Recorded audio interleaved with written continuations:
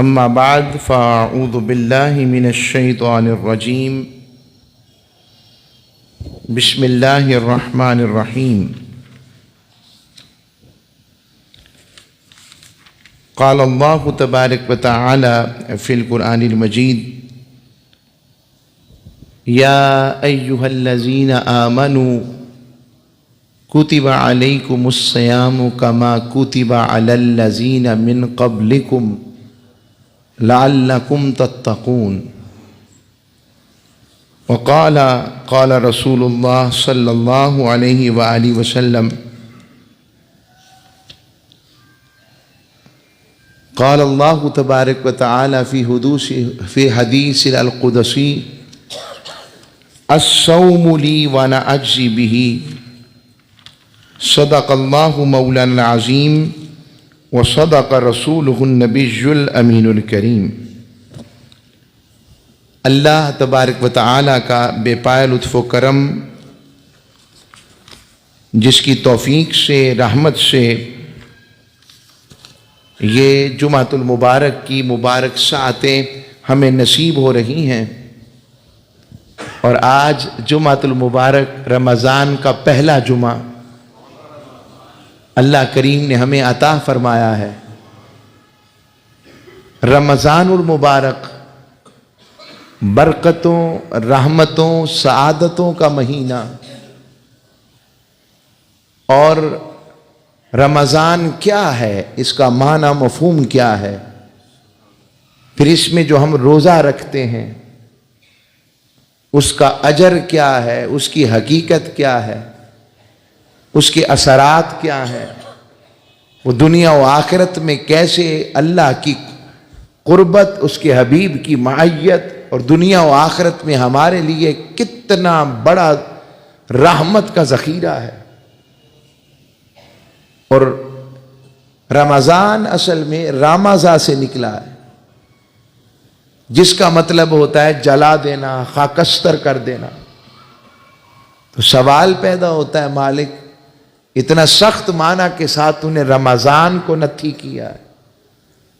عربوں میں جب رمضان کا مہینہ شروع ہوتا تو وہ چونکہ بڑی گرمی اور شدت اور کا موسم ہوتا، تمازت آفتاب کا، اس موسم کے اندر وہ جب اپنے جانور لے کر باہر نکلتے تو جانوروں کے اس تمازت آفتاب یعنی سورج کی گرمی کی شدت اور حدت کی وجہ سے ان جانوروں کے اندر کے جو جگر ہوتے تھے وہ چر جاتے تھے، اور ان سے خون آنا شروع ہو جاتا تھا۔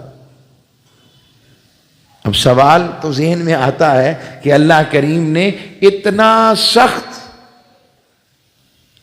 اس کا جو معنی ہے اس کو رمضان، جسے ہم رحمت والا مہینہ کہتے ہیں، اس کے ساتھ کیوں نتھی کر دیا کہ یہ رمضان ہے؟ اور پھر اس رمضان کی وجہ، دوسری وجہ قرآن کا نزول ہے۔ تو فرمایا کہ اس کا معنی مفہوم یہ ہے کہ جس طرح وہ سورج جب چمکتا ہے اور اس کے چمکنے کی حدت آفتاب و تمازت آفتاب کی وجہ سے، اس کی گرمی اور حدت کی وجہ سے جانوروں کے جگر چر جاتے تھے، جب رمضان کا مہینہ آتا ہے تو رب کی رحمت کا سورج چڑھتا ہے اور بندوں کے باطن کے گناہوں کو جلا کر خاکستر کر دیتا ہے۔ یہ رمضان ہے جس میں اللہ رب العزت ہمارے گناہوں کو جلانے کا اہتمام کر دیتا ہے، کہ میں گناہ ہی جلا دیتا ہوں، بلکہ جہاں وہ گناہ جلاتا ہے فرماتا ہے میں یہ بھی کرتا ہوں کہ جتنے گناہ جلاتا ہوں اس کے بدلے تم پر اتنی ہی نیکیاں عطا کر کر رحمتوں کی خیرات عطا کر دیتا ہوں۔ یہ رمضان المبارک۔ پھر رمضان کی دوسری وجہ قرآن کا نزول ہے۔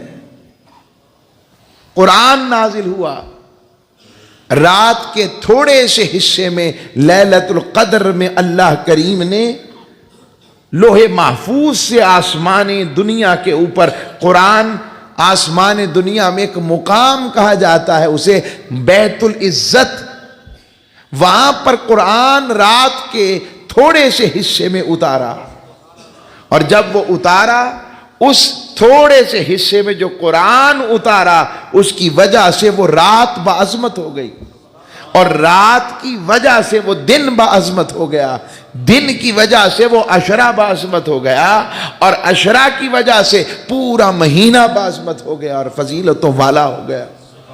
میں ہمیشہ اس پر ایک جملہ کہتا ہوں، جس رات قرآن آئے تو اس کی عظمتوں کی وجہ سے پورا مہینہ افضل ہو جائے، اور جس رات مہمان خصوصی تاجدار کائنات آئے تو اس دن رحمتوں کا عالم کیا ہونا چاہیے۔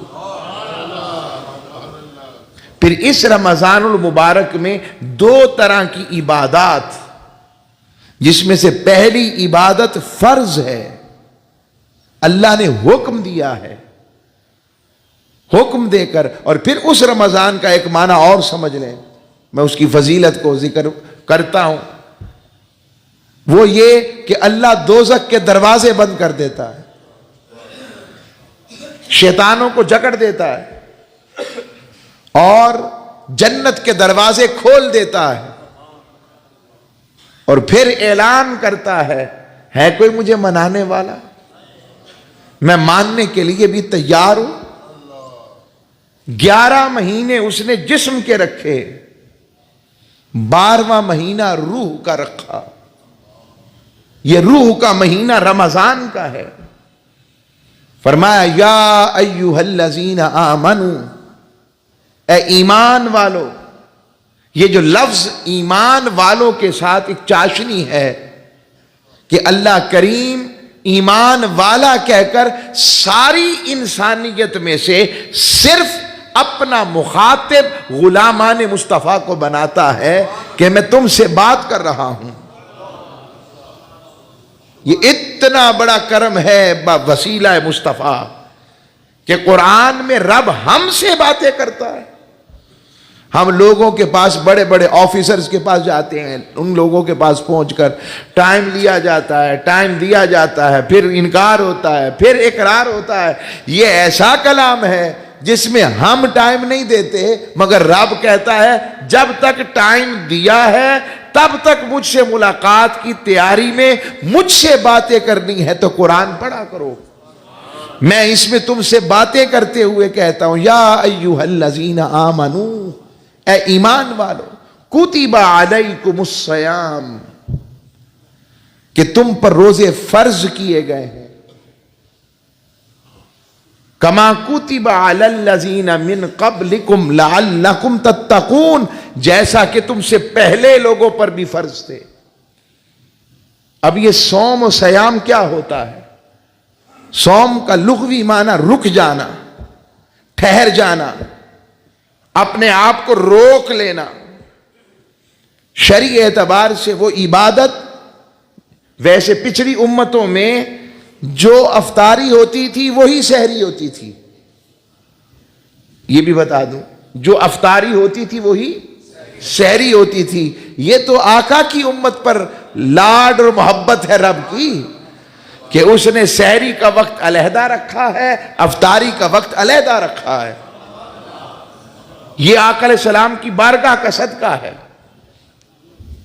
اور رحمت فرمایا کہ یہ جو معنی اب پیش کر رہا ہوں تو صوم کا معنی کہ آپ لوگ فجر کے وقت سے لے کر طلوع آفتاب سے لے کر غروب آفتاب تک ہر طرح کے کھانے سے، پینے سے اور ہر طرح کی حقوق شرعی، یہ خاصہ اور نکاح ادا کرنے سے خود کو روکے رکھیں، روکے رکھیں۔ اس سارے اہتمام کا نام روزہ ہے۔ کیوں؟ سوال پیدا ہوتا ہے یہ والی عبادت کیوں؟ وہ کہہ سکتا تھا اتنی دفعہ ذکر کر لو، اتنی دفعہ ایسا کر لو۔ اس کیوں کے پیچھے ایک تاریخ ہے، اور وہ تاریخی حقیقت یہ ہے کہ یہ جو جسم ہے یہ دو چیزوں کا مجموعہ ہے، ایک روح کا اور ایک مادی جسم کا۔ اب روح کی حقیقت ایسی ہے جیسے آپ موبائل میں سافٹ ویئر رکھتے ہیں، اگر سافٹ ویئر نظر تو نہیں آتا، مگر اگر سافٹ ویئر ہی خراب ہو جائے تو مجھے بتائیں موبائل چلتا ہے؟ تو اس جسم میں سے جب روح نکل جائے تو اسے کوئی زندہ کہتا ہے؟ تو یہ جو جسم اور روح کا توازن کوئی شخص بتا سکتا ہے کہ اللہ نے اس اندھیرے میں بھی روشنی رکھ دی ہے؟ فَنَفَخْتُ فِيهِ مِن روحی کی جگہ اللہ نے اس اندھیرے میں بھی روشنی رکھ دی ہے۔ اور پھر جس طرح جسم کی کچھ خوراک ہے، جسم کو پروٹینز چاہیے، لحمیات چاہیے، وائٹامنز چاہیے، دوسری چیزیں چاہیے، حرارے چاہیے، کیلوریز چاہیے، جس طرح جسم کی کچھ ضروریات ہیں اس طرح روح کی بھی ضروریات ہیں۔ جسم کے ساتھ اس نے شہوات رکھی، جسم کے ساتھ اس نے نفس رکھا، پھر یہ مادی دنیا رکھی، پھر جس مٹی سے بنایا اس مٹی میں کھنکھناہٹ بھی ہے، اس مٹی کے اندر کھنکھناہٹ کے ساتھ کہا کہ یہ بدبودار گارے سے بنی ہے۔ یہ ساری چیزیں انسان تیری حقیقت ہے، تو خون کے جمے ہوئے لوتھڑے سے پیدا ہوا ہے، تو خسیس مبین والے پانی سے بنا ہے، یہ تیری حقیقت ہے، یہ تیرا جسم ہے، اور تو اپنی حقیقت جاننا چاہتا ہے۔ ایک کام کیا کر، میں اتنی بات عرض کرنے کے لیے اپنی جو ہم لوگ میں، انا، ہمیں، ہمارے سے آگے کون، کیسے، کس طرح اس اوقات کو سمجھنا ہے کہ تو کیا ہے۔ میرا اپنے آپ کو دیکھ، جب تو قضائے حاجت کرتا ہے تو پھر تیری حالت کیا ہوتی ہے، خود دیکھ۔ بات عجب ہے مگر بات حقیقت کی ہے، یہ تیری اوقات ہے، یہ حقیقت۔ اس حقیقت کے ساتھ رب کہتا ہے مگر میں نے اس جسم میں روح ڈالی، اور کیسے ڈالی؟ فرماتا فَنَفَخْتُ فِيهِ مِن روحی، میں نے اپنے روح کا چراغ اس میں رکھا۔ دو آزمائشیں رکھ دی اس نے، کہا اس دنیا میں، مادی دنیا میں بھیج رہا ہوں، روح بطور امانت اس جسم میں ڈال رہا ہوں، یعنی اس اندھیر کوٹھڑی کے اندر میں نور کے چراغ کو جلا رہا ہوں۔ اب بات یہ ہے کہ یہاں اس جہاں میں روح جسم کے تابع ہے، روح جسم کے تابع ہے کہ جسم جیسے چاہے روح کو رکھے۔ اگر روح توانا رہی، روح صحت مند رہی، تو جس کی روح صحت مند رہے گی، آخرت میں اور برزخ میں ایسا نہیں ہے، وہاں پر جسم کو روح کے تابع رکھا ہے، اس لیے کہ جس کی روح تبندہ اور شاد رہے گی، برزخ میں اس کے جسم کو بھی کچھ نہیں ہوگا، اور جس کی روح تبندہ نہ رہی، جس کی روح مریض ہو گئی، اس نے اس کے منرلز کا، اس کے وائٹامنز کا، اس کی ضروریات کا، روح کا خیال نہ رکھا، سمجھ لے کہ اس نے اللہ کی بارگاہ میں اللہ کی دی ہوئی امانت میں خیانت کر دی ہے۔ اور جو خائن ہوتا ہے اس کا انجام کیا ہونا چاہیے، خود بتائیں۔ اللہ کریم نے یہ جو جسم و روح کا ایک تسلسل رکھا۔ اب عرض کرتا ہوں کہ جس طرح جسم کی خوراک ہے، کھانا پینا، وہ ساری باتیں میں نے کر دی، اس طرح روح کی بھی کوئی خوراک ہے۔ رب نے کہا 11 مہینہ جسم کی خوراک پہ لگا دو، کوئی بات نہیں، حلال ہی صحیح، حرام تو ہے ہی بنا۔ رب نے کہا مگر جو 12واں مہینہ رمضان کا ہے، اس میں روح کی غذا کا اہتمام کرو۔ اور روح کی غذا کیا ہے؟ اب یہ بھی اللہ کی تخلیق کا کمال ہے، دونوں کی غذائیں الٹ ہیں۔ اگر جسم کی خوراک کھانا ہے تو روح کی خوراک بھوک ہے۔ اگر جسم کی خوراک دنیا کا کھانا پینا آئے تو طاقت پکڑتی ہے، ارے روح کی خوراک اللہ کا ذکر ہے، اس کی بندگی ہے، اس کی اطاعت ہے، صفات حسینہ صفات جمیلہ کو اختیار کرنا ہے، وہ کھول کے نبی کی خیر کے ساتھ صدق والا ہو، وہ سچائی والا ہو، وہ غیبت سے پاک ہو، وہ بخل سے پاک ہو، وہ کنجوسی سے پاک ہو، وہ چغلی سے پاک ہو، وہ بدگوئی سے پاک ہو، وہ فحاشی سے پاک ہو، وہ عریانی کی سوچوں سے پاک ہو، وہ حلال کمانے والا ہو، حلال اختیار کرنے والا ہو، رب کی حکم کی اطاعت گزاری کرنے والا ہو۔ جو ایسا ہوگا جس روح کو یہ چیزیں ملتی رہیں گی اور اس میں رب کے ذکر کی لذت ملتی رہے گی، یاد رکھیے گا وہی ربنا آتنا فی الدنیا حسنہ والا بھی ہوگا، اور وہی وفی الآخرۃ حسنہ والا دنیا میں بھی بھلائی والا ہوگا، وفی الآخرۃ حسنہ اور آخرت میں بھی وہی بھلائی والا ہوگا۔ تو اللہ نے روح کے اہتمام کے لیے یہ مہینہ رکھا۔ اب یہ باتیں ذرا میں کوشش کر رہا ہوں آسان پیرائے میں آپ کو سمجھ آ جائے گی۔ اب اس میں دوسرا نقطہ جو دیتا ہوں آپ کو سمجھنے کے لیے، بھئی روحیں کہیں رہتی بھی ہوں گی اس دنیا میں آنے سے پہلے، پھر اگر اللہ نے روحیں بنائی ہیں تو روحیں کہیں رکھی بھی ہوں گی۔ یہ جو ہماری روحیں ہیں، آپ یہ ایمان والے ہو کر جب رب آپ کو کون لے کر آیا یہاں پر، چلیں یوں لیتا ہوں میں روح کی حقیقت کو ایک اور انداز میں، آپ کو پتہ لگا رمضان آ گیا ہے اور رمضان میں اہتمام ہو گیا ہے، رب کی رحمت نے کا ڈنکا بج گیا ہے، اس کی رحمت برس رہی ہے، چلو آؤ ہم یہاں پر نہ کو ٹکٹ ہے، نہ کو لالچ ہے، نہ کو مفاد ہے، نہ کو کھانا ہے، نہ کو پینا ہے، بس ہم نے مسجد بنا کے دروازے کھول دیے ہیں اور رب اور مصطفیٰ کے نام پر آواز دے دی ہے، حی علی الصلاۃ، حی علی الفلاح۔ اب نہ ذاتی طور پر کوئی مفاد نظر آ رہا ہے، نہ کھانا، نہ چسکا، نہ ذائقہ، تو پھر بھی کشاں کشاں جو آپ آئے ہیں یہ جسم کے بلانے پر آئے ہیں؟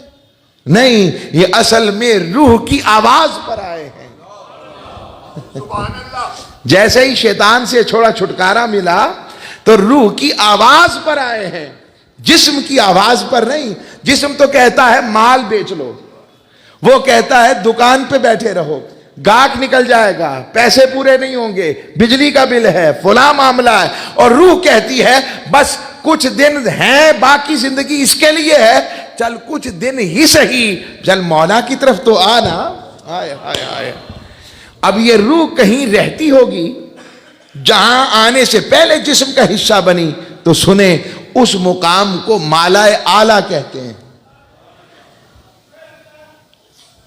اور مالا اعلیٰ کیا ہے آپ توجہ رکھیں، مالا اعلیٰ وہ مقام ہے، فرشتے جا رہتے ہیں انہیں کہتے ہیں عالم ملکوت۔ اس عالم کو کیا کہتے ہیں؟ ملکوت، فرشتوں کا عالم۔ اور جہاں روحیں رہتی ہیں اسے مالا اعلیٰ کہتے ہیں۔ اور اگلی بات جو آپ کو سنانے لگا ہوں، اگر روح کے کانوں سے سنیں گے تو تڑپ جائیں گے۔ روحیں مالا اعلیٰ میں رہتی تھیں اور فرشتے عالم ملکوت میں۔ عالم ملکوت پر رب کی صفات کے جلووں کا اثر ہے، رب کی صفات کے جلووں وہاں پڑتے ہیں، صفات کے جلوے۔ اور پتا ہے مالا اعلیٰ پہ کون سے جلوے ہیں؟ وہاں رب کی ذات کے جلوے ہوتے ہیں۔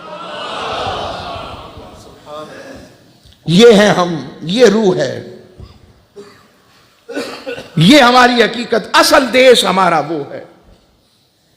ہم یہاں پردیسی ہیں، یہ دیش ہمارا نہیں ہے۔ رب نے کہا تم 11 مہینے جسم کو دیتے ہو تو 12واں دے کر کہتا ہوں روح کو توانا کر لو تاکہ تم اپنے دیش آنے جوگے ہو سکو۔ یہ روزہ ہے بھوک اور پیاس کا، اس لیے رب بھوکا رکھنا چاہتا ہے، پیاسا رکھنا چاہتا ہے. اور اس بھوک اور پیاس سے کیا ہوتا ہے؟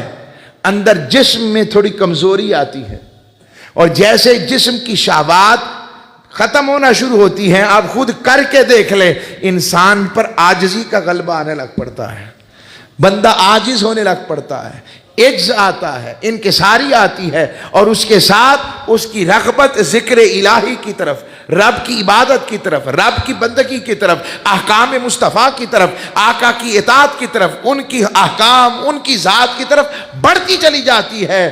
بس رب چاہتا ہے اس کو پختہ جتنا کرتا چلا جائے گا، تجھے میری قربت کی خیر عطا ہوتی چلی جائے گی.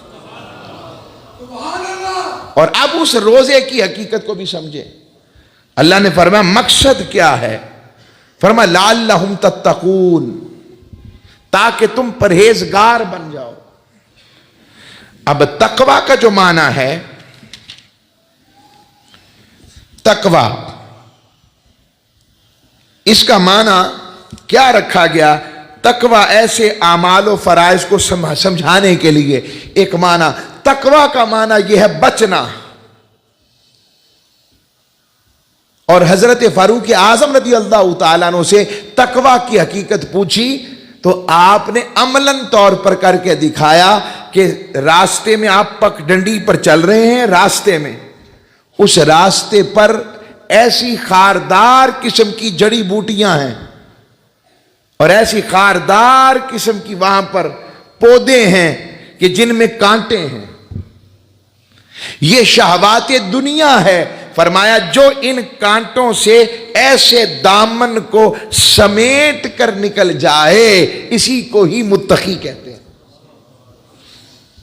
اور پھر تقوی کا معنی یہ ہے کہ بندہ ان جگہوں پر نظر آئے جہاں رب دیکھنا چاہتا ہے. ہائے ہائے ہائے ہائے، ان جگہوں پر نظر آئے. ذرا ہم غور کریں اپنے اوپر، اور ان جگہوں پر نظر نہ آئے جہاں رب نہیں چاہتا کہ وہ ہو، بندہ ہو جو رب کو پسند نہیں. اس کا نام تقوی ہے.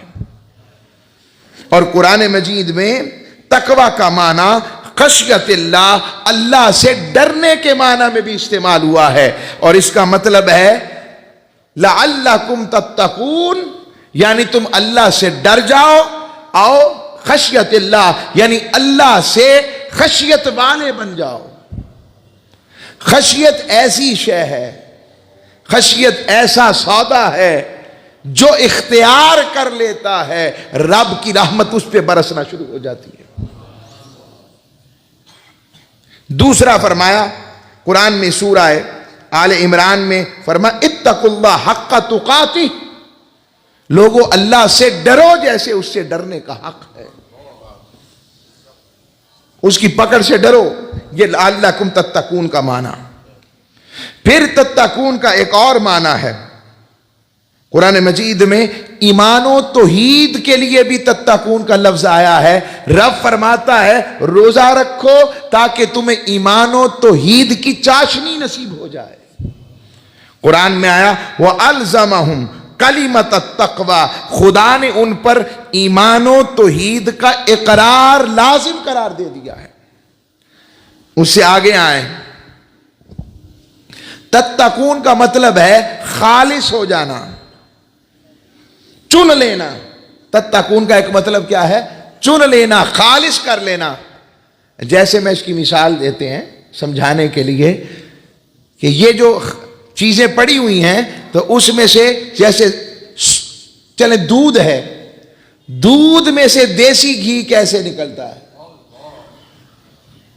دودھ سے پہلے ملائی کو اکٹھا کیا، ملائی کو پھر مکھن سے، مکھن کو پھر اس کے بعد آگے جلایا یا اور پروسیس کیا، تو پھر اس کو کرتے کرتے کرتے تو پھر کہیں جا کر تھوڑا سا دیسی گھی نکلتا ہے. پتہ لگا خلوص ہوتا تھوڑا ہے مگر ذائقہ اسی کا ہوتا ہے. خلوص میں محنت زیادہ لگتی ہے مگر ذائقہ اس کا ہوتا ہے. یہ بات سمجھا کر کہ عمل جتنا مرضی بڑا ہو مگر عمل کی لذت اور اس کے قبولیت کا معیار ایک ہے، اور وہ کیا ہے؟ معیار قبولیت، کہ اس میں خالصیت کتنی ہے۔ رب نے اعمال کی کثرت پر بخشش نہیں کرنی، دو وجہ سے، ایک اس کی رحمت پر اور ایک نیت اخلاص پر، دو جگہ پر۔ تو اللہ نے اس لیے فرمایا وَمَن يُعَظِّمْ شَعَائِرَ اللَّهِ فَإِنَّهَا مِن تَقْوَى الْقُلُوبِ، فرمایا جو لوگ اللہ کی نشانیوں کی تعظیم کرتے ہیں تو بے شک وہ دل کے اخلاص ہی کی وجہ سے ایسا کرتے ہیں، یہ بھی ایک معنی ہے، دل میں خلوص کی وجہ سے۔ اور دوسرا معنی، رب ان کے دلوں کو اپنی قربت کے لیے خالص کر لیتا ہے۔ روزہ جسے ہم کہہ رہے ہیں بس بھوک پیاس ہے، بھوک پیاس نہیں ہے، اس کے اندر خزانے ہیں۔ اب وہ تقویٰ کیا ہے؟ وہ تقویٰ کے معنی ہیں۔ تیسری چیز، تقویٰ کا معنی ہے کہ وہ یطیعون، اطاعت والا بن جائے، تتقون، پرہیزگار بن کر اطاعت والا بن جائے۔ سورہ النحل میں اللہ نے فرمایا، انبیاء کو حکم دیا، ان انذروا انہ لا الہ الا انا فاتقون، فرمایا انہیں بتاؤ کہ معبود برحق میں ہی ہوں، اللہ کے سوا کوئی نہیں، لہذا وہ صرف میری ہی اطاعت کریں۔ تو تتقون کا مطلب ہے اطاعت والے ہو جانا۔ اور بندہ حضرت ابراہیم بن ادھم کے پاس ایک شخص آیا، اس نے پوچھا حضور یہ آپ کو جو اتنی کیفیت محبت ملی، رب سے ملاقات کا شوق، اور رب کی محبت نے آپ کو اتنا مقام عطا کر دیا، آپ کو یہ بندگی کی خیر کیسے ملی؟ کیا بندگی کی خیر کیسے ملی؟ سنیے گا۔ آپ نے فرمایا میں نے کسی دور میں ایک غلام خریدا، اور غلام خرید کے جب میں لایا تو میں نے غلام سے پوچھا بتاؤ تمہارا نام کیا ہے؟ وہ کہنے لگا آقا غلام کا بھی کوئی نام ہوتا ہے، نام وہی جس نام سے آقا پکارے۔ پھر پوچھا تم کھاتے کیا ہو، پسند کیا کرتے ہو؟ کہنے لگا آقا غلام کی بھی کوئی پسند ہوتی ہے، وہ جو مالک دے دے۔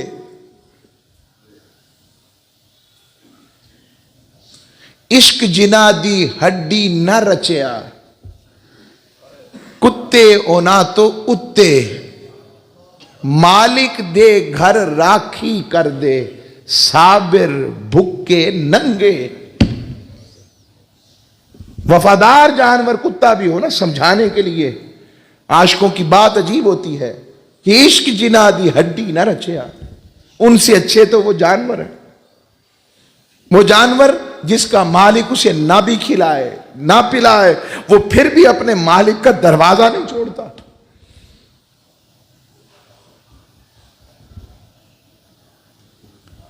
ایک اور حکایت میں آتا ہے کہ بندگی کا یہ اطاعت کا جو کیفیت ہے، روایات میں آتا ہے کہ ایک شخص اللہ سے شکوہ کرنے لگا اور کہنے لگا مالک تو کیسا میرا رب ہے، فلاں بادشاہ کو دیکھ، اس نے اپنے بندوں کو کیسے کھلاتا ہے پلاتا ہے، پورا سائز رکھا ہے، نہ میرے پاس روٹی ہے، نہ میرے پاس کھانا ہے، نہ میرے پاس مکان ہے، نہ میرے پاس موبائل ہے، نہ میرے پاس گاڑی کی چج کی ہے، میں بھی کوئی بندہ ہوں، میں تیرا کیسا بندہ ہوں، تو کیسا رب ہے؟ یہ شکوہ کیا۔ کچھ دنوں کے بعد کیا ہوا، اس بادشاہ پر دشمن ملک نے حملہ کر دیا، حملہ ہو گیا۔ جب حملہ ہو گیا تو وہ بادشاہ کو تہتیک کرنے کے لیے بادشاہ کو نکال دیا اس کے مشیروں نے، وزیروں نے۔ اب وہ دشمن قبضہ کر لیا انہوں نے ریاست پر، اب وہ ہر ایک کو مارتے پیٹتے، حتیٰ کہ قریب والوں کو قتل کرتے جاتے، مگر کوئی بھی بادشاہ کا نام نہیں بتا رہا تھا۔ کیا نام نہیں بتاتا تھا کہ کہاں ہے، کیسے ہے، اس کا پتہ نہیں بتاتا تھا۔ جاننے کے باوجود رب نے اپنے بندے کو کہا تو بھی اس جیسا ہو جا، جس کے کھاتے ہیں اس کے گیت گاتے ہیں، وہ جان تو دے رہے ہیں مگر اپنے آقا کے خلاف نہیں جا رہے. تو کیسا بندہ ہے؟ اور ذرا ہم بھی دیکھیں ہم کیسے بندے ہیں، ہم کیسے بندے ہیں. اس کی زمین پر رہتے ہیں، اس کا کھاتے ہیں، اس کا پیتے ہیں، اس کا دیتے ہیں. اور ایسا مالک، میں کل بھی درس میں بات کر رہا تھا، رزق اس کا، مال اس کا، جان دی ہوئی اس کی، سب کچھ، مگر پھر سب کچھ دے کے بھی پھر ابھارتا ہے، کہتا ہے وقرض اللہ قرضا حسنا. ہے کوئی جو اللہ کو قرض حسنا ہی دے دے؟ یہ ہے اطاعت گزاری کا مفہوم. اور پھر لعلکم تتقون کا مطلب ہے توبہ، تاکہ تم توبہ کرنے والے بن جاؤ. قرآن میں سورہ اعراف میں اللہ نے فرمایا نا، وَلَوْ أَنَّ أَهْلَ الْقُرَىٰ آمَنُوا وَاتَّقَوْا الْفَتَحْنَا عَلَيْهِمْ بَرَكَاتٍ مِّنَ السَّمَاءِ وَالْأَرْضِ. اگر دیہات والے ایمان لاتے تو اور توبہ کر لیتے. یہاں وَاتَّقُوا کا مطلب توبہ کرنا، تو تتقون کا ایک مطلب توبہ کرنا بھی ہے. رب چاہتا ہے کہ تم روزے رکھ کے تقوی والے بن جاؤ، تم روزہ رکھ کے ایمان و توحید والے بن جاؤ، تم روزہ رکھ کر اخلاص والے بن جاؤ، تم روزہ رکھ کر اطاعت والے بن جاؤ، تم روزہ رکھ کر توبہ والے بن جاؤ، اور پھر ترک معصیت والے بن جاؤ. فرمایا وَأْتُوا الْبُيُوتَ مِنْ أَبْوَابِهَا وَاتَّقُوا اللَّهَ. دروازوں کی طرف سے آؤ، دوار پھیلان کر نہیں، رب کی اطاعت والے رستوں کے دروازوں سے آؤ اور اللہ کی معصیت چھوڑ دو. یہاں تقویٰ کا معنی تو مطلب گناہوں کو چھوڑنے والے بن جاؤ، تاکہ تم روزہ رکھ کر اطاعت گزار بنو، توبہ والے بنو اور گناہوں کو چھوڑنے والے بن جاؤ. یہ لعلکم تتقون کا ترجمہ سنا رہا ہوں آپ کو سارے میں. یہ ایک عبادت میں 5 سے 6 درجے ہیں، حالانکہ صرف ایک بھی مل جائے تو بندگی کا حسن پورا ہو جائے. رب نے ایک عبادت میں اتنا کچھ رکھ دیا ہے اپنی جناب سے، اور ہم اس کو جوان جوان دیکھتے ہیں اور رکھتے ہی نہیں. مجھے یہ ہے، مجھے وہ ہے، مجھے یہ ہے، میں کام بڑے نے فلاں بڑا ہے. سچ بول رہا ہوں کہ غلط بات کر رہا ہوں؟ بس میں اشارہ دے رہا ہوں، میں تنقید نہیں کر رہا. کیا تمہیں، میں اپنے آپ سے پوچھتا ہوں، کیا آسن تجھے رب سے ملاقات کا شوق نہیں؟ اگر بھوک پیاس سے اس سے ملاقات مل جائے اور کیا چاہیے؟ حدیث میں آتا ہے. اب میں حدیث کی طرف آتا ہوں. یہ میں نے آپ کو صرف تقوی کا معنی مفہوم سمجھایا کہ تقوی کتنی بڑی شے ہے. لعلکم تتقون. تو حدیث میں آتا ہے، اللہ کریم نے ارشاد فرمایا کہ الصوم، روزہ جو ہے یہ تو ڈھال ہے. ڈھال ہے کس کی؟ کہا بندے کی بخشش والی ڈھال ہے. یہ بندے کو برائیوں سے بچا لیتی ہے. رب پریکٹس دینا چاہتا ہے کہ ایک پورا مہینہ حرام تو چھوڑو، حلال سے ہی رک جاؤ، تاکہ تم حرام کی طرف تکنا بھی پسند نہ کرو. اگر یہ بات ہمارے معاشرے میں سمجھ لگ جائے تو پھلوں کے ریٹ آسمانوں پہ جائیں.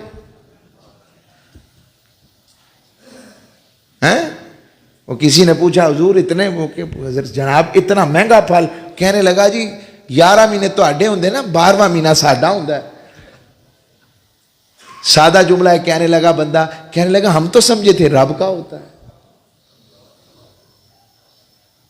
بس غور کریں ان باتوں پر جو میں ہلکی سی بات کر کر کچھ جگاتا ہوں کہ سمجھ لگ جائے ہمیں مخلوق کے ساتھ.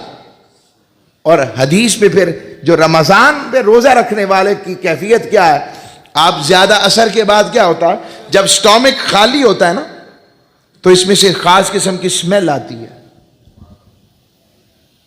تو کسی کی بو آ رہی ہو کسی سے تو آپ اس کے پاس جانا پسند کرتے ہیں؟ بولیے اونچی آواز سے ذرا بولے تو سر. نہیں پسند کرتے.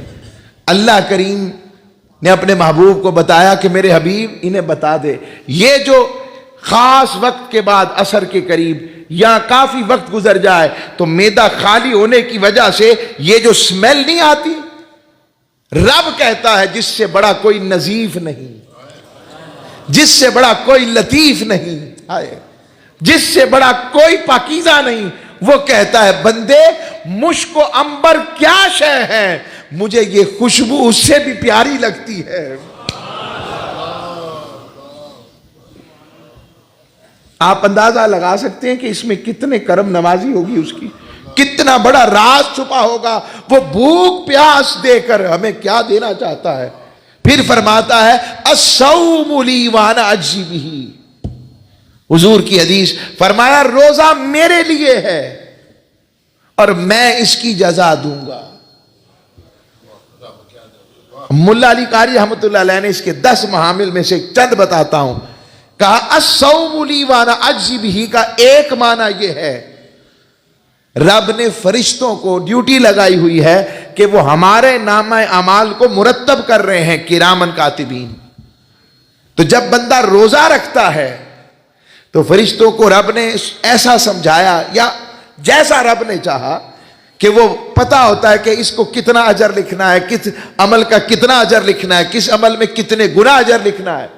مگر روزے کا اجر جب لکھنے کی دفعہ فرشتہ رب سے پوچھتا ہے مالک اس کا اجر کیا لکھنا ہے، رب کہتا ہے لکھ دو الصوم لی وانا اجزی بہ، اس کا اجر کسی گنتی میں نہیں آتا، وہ گنتی میں آتا ہی نہیں، بس اتنا لکھ دو روزہ میرے لیے ہے، میں جزا دوں گا۔ اب وہ کیا جزا ہوگی جو رب اس نمبرنگ میں لا ہی نہیں رہا، کوئی بہت بڑی جزا ہوگی جو چند گھنٹوں کی بھوک اور پیاس پر رب بندے کو دینا چاہتا ہے۔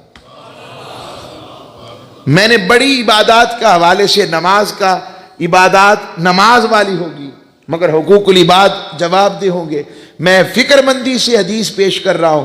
حدیث میں آتا ہے کہ ایسا شخص جو روزے سے محبت کرتا ہوگا مگر کسی وجہ سے بندوں کا دیندار ہوگا، قیامت میں رب کے حضور پیش ہوگا، رب روزے دار کو اپنی جناب سے اس کے دینداروں کو حصہ عطا فرما دے گا۔ صرف روزے کی عبادت کا اجر میں نے ایسے پڑھا ہے، حصہ عطا فرما دے گا اور کہے گا الصوم لی وانا اجزی بہ، تو نے روزہ میرے لیے رکھا تھا، جا اس کی جزا یہ ہے کہ جنت میں داخل ہو جا۔ یعنی حقوق العباد بھی حالانکہ جو معاف نہیں ہوتے، روزہ ایسی عبادت ہے۔ اور دوسرا میں نے پڑھا کہ رزق حلال کمانا، کچھ ایسے گناہ بھی ہیں جو روزہ نماز اس سے بھی معاف نہیں ہوتے۔ یہ جو آپ پریشان ہوتے ہیں نا کبھی کبھی، میری کاروبار نہیں چل رہا، یہ ہے، مشکلات بڑی ہیں، تکلیفیں بڑی آ رہی ہیں، ایسا ہو رہا ہے، حدیث میں آتا ہے وہ گناہ جو نماز روزے سے معاف نہیں ہوتے، رزق حلال میں جدوجہد کرتے ہوئے جو مشکلات آتی ہیں، رب اس کے صدقے وہ گناہ جو نماز روزے سے نہیں معاف ہو رہے ہوتے، اس پریشانی اور رزق حلال کی تگ و دو کی صورت میں معاف کر دیتا ہے۔ یہ ہے رزق حلال، اور ہم اسے عام سمجھتے ہیں۔ اچھا آگے آئیں، فرمایا الصوم لی وانا اجزی بہ کا دوسری چوتھا معنی وہ یہ ہے کہ فرشتے بھی بھوک اور پیاس میں وہ اس سے پاک ہو کر رب کو پکارتے ہیں، روزے میں بھی ایسا ہی ہے، بندہ بھوک اور پیاس سے پاک ہو کر فرشتوں جیسی صفت والا ہو جاتا ہے۔ آپ دیکھیں تو صحیح ہم کہاں ہیں، کون بن رہے ہیں، رب ایک روزے سے کیا بنانا چاہتا ہے۔ اور اگر ایک عبادت کا ایسا ذوق ہے، اگر سارے حکم مان لے تو وہ کیا بنائے گا، ہائے ہائے ہائے، یہ بندہ مرتضی ہی بنے گا، بندہ مرتضی، رب کی رضا۔ اور اقبال کہتی ہے دو عالم سے کرتی ہے بیگانہ دل کو، عجب چیز ہے لذت آشنائی۔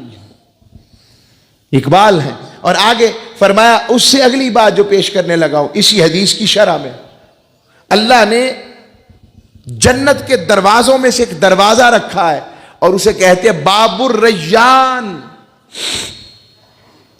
فرمایا روزے یہاں سے حکم ہوتا ہے صرف روزے دار گزریں گے. جنت کے دروازے سے باب الریان کہے گا جو روزے دار ہیں وہ آ جائیں. یہ ہے الصوم لی وانا اجزی بہ کا معنی. اور اگلا معنی اس سے اور وہ کیا ہے وہ سنیں. الصوم لی وانا اجزی بہ کا آخری جو معنی ہے جو اس وقت نشست میں بیان کر رہا ہوں وہ یہ ہے کہ جب بندہ روزہ دار رب کی بارگاہ میں پیش ہوگا, رب کہے گا تو نے میرے لیے بھوکا رہا تھا, جی مولا. میرے لیے پیاس برداشت کی تھی, جی مولا. رب فرمائے گا بس آجا, الصوم لی وانا اجزی بہ, ارے روزہ میرے لیے رکھا تھا تو آج اس کی جزا میں ہوں. اور اپنا پردہ اٹھا کر اپنا دیدار کروا دے گا کہ یہ لے, یہ تیری جزا ہے.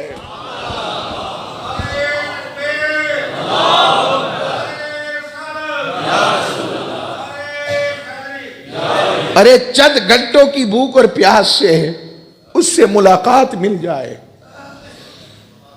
وہ مل جائے, اس کی رضا اور قربت مل جائے, تو پھر اور بندے تجھے کیا چاہیے.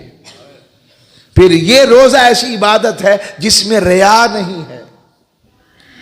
آؤ لوگو, آج کے اس روزے کے پیغام اور تقوی اور روزہ کے پیغام, رمضان, روزہ اور رب سے ملاقات, اس اہتمام کو اپنے ساتھ اجاگر کریں کہ رب سے ہمارا تعلق جڑ جائے. اور آخری بات, رات کو قیام کی صورت میں قرآن سے جڑ جائیں.